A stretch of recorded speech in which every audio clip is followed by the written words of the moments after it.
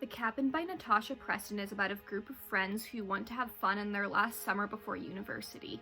They have a whole list of things they want to do before the summer is done, and this time they are staying in Josh's cabin for the weekend.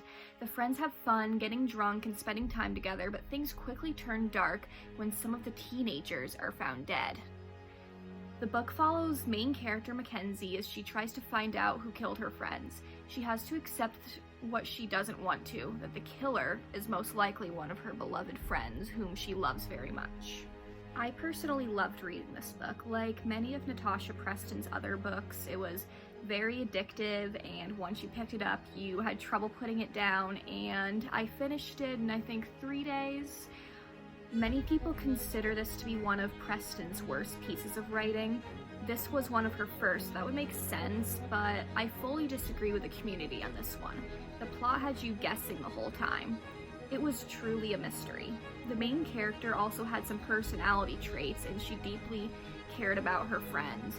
And something I've noticed in some of Preston's other books, and just like young adult novels in general, is that the main character oftentimes lacks those personality traits, but Mackenzie actually did have some personality. Like she could have had some more personality, they could have dived into it a little more, but I'll take what I can get. Another thing that I liked about this book is although there was a romance, it wasn't completely centered around the romance, and it was largely about the main character and her friends, which is a nice change to see in young adult books. But yeah, there was a romance, but I did like it better than the romances in Preston's other books that I've read, such as The Cellar and You Will Be Mine. I guess it was a bit cliche with the whole mysterious guy thing, but I honestly preferred it more and thought it was much better developed than other romances I've seen. And yeah, I'm not really a big fan of romance a lot of the time because I'm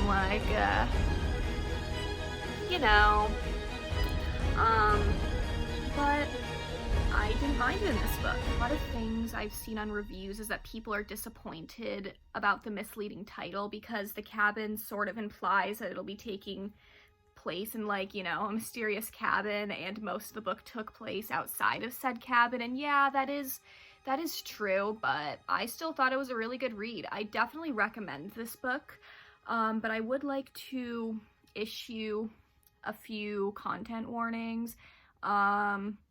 Obviously there's violence and gore, since people are killed. I think that's pretty obvious, but there also is some mentions of sexual assault and even suicides. From here on out, I will be going into spoiler territory, so if you have not read this book, then I recommend saving this video for later until after you have read the book. Alright, let's get started. Some may disagree with me, but I liked that all the characters actually had a little personality.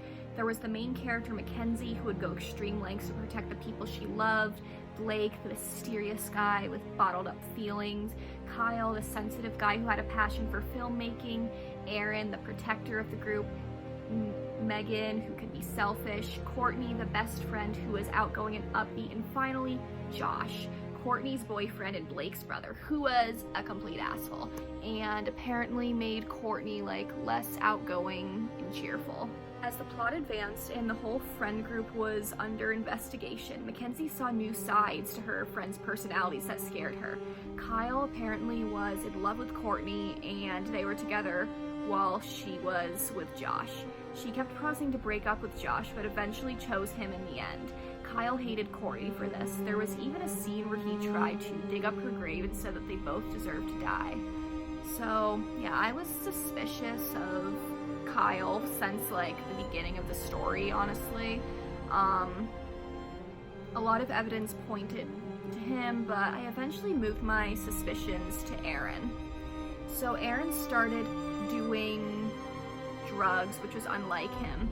His girlfriend, Tilly, and friend Gigi also died in a car accident when Courtney was driving. Josh said some messed up things about them because he's a douche. Megan also had a dark secret reveal. She was in love with Gigi. Gigi made her feel things she didn't know were possible, but this was only when she was drunk, unfortunately. The day of the accident, Megan spiked Gigi's drink with vodka without her knowing, making her too drunk to drive. Gigi was the most experienced driver, but Courtney, who had just gotten her full license, had to drive instead. Megan was showed to feel extremely guilty, blaming herself for the accident.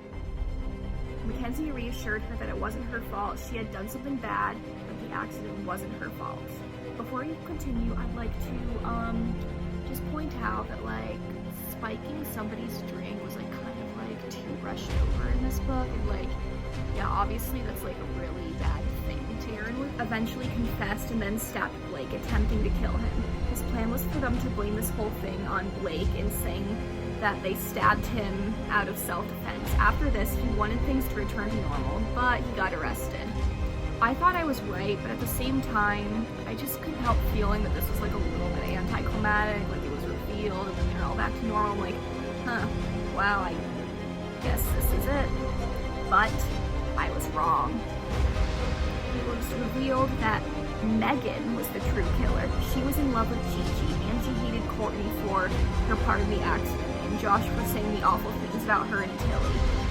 She drugged everyone's drinks, including her own, eventually. She drugged Josh and Courtney more lightly so they could still walk around.